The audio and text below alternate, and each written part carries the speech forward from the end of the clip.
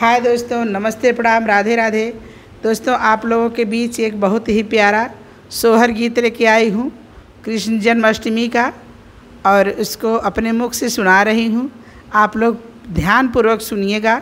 जैसा लगे कमेंट में ज़रूर लिखिएगा और लाइक करना, सब्सक्राइब करना ना भूलिएगा। तो क्या है कि बाजे बाजे रे बधैया देखा गोकुल में, बाजे बाजे रे बधैया वहीं गोकुल में। गोकुल में हाय गोकुल में, गोकुल में हाय गोकुल में, बाजे बाजे रे बधैया देखा गोकुल में। नाचे नाचे सब ग्वालिन देखा गोकुल में, नाचे नाचे सब ग्वालिन देखा गोकुल में। सासुरानी आवनी देवता मनावई, सासुरानी आवली देवता मना। पहिरा पहिरा पियरिया सासु गोकुल में, पहिरा पहिरा हो पियरिया सासु गोकुल में। ननदी जे आवली का जला रचावई, ननदी जो आवनी का जला लगावई। पहिना पहिना हो कंगनवा ननदी गोकुल में, पहिरा पहिरा हो कंगनवा ननदी गोकुल में। बाजे बाजे हो बधैया देखा गोकुल में, नाचे नाचे सब ग्वालिन देखो गोकुल में। जेठनी जो आवली चुपड़ी पवन के, जेठनी जो आई है चुपड़ी पवन को। पहिना पहिना तिलरिया जेठनी गोकुल में, पहिना पहिना हो तिलरिया जेठनी गोकुल में।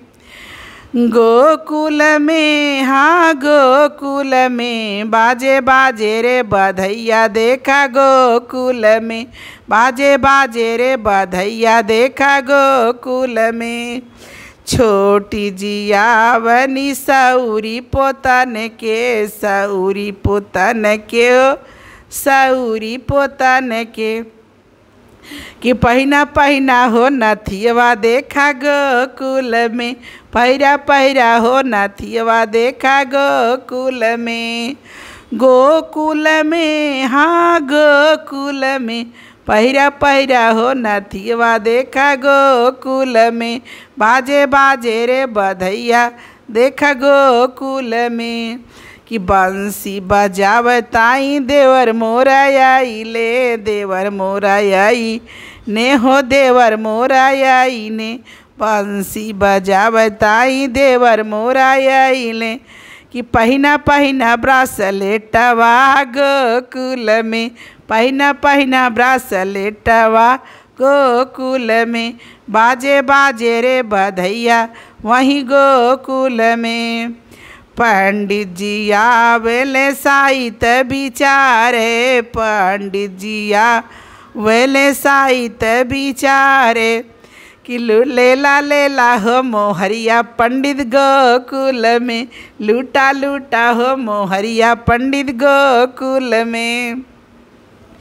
ग्वालिन सब आवनी सोहर सुनावे, सोहर के साथे साथे नाच देखावे। ग्वालिन सब आवली सोहर सुनावे, सोहर सुना के देखा नाच सब देखावे।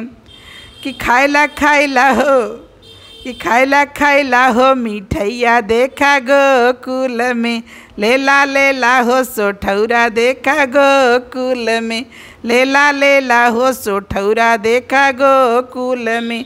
खाइला खाइला हो मिठैया देखा गोकुल में। बाजे बाजे रे बधैया देखा गोकुल में, देखा बाजे बाजे रे बधैया देखा गोकुल में। बोलो कृष्ण भगवान की जय।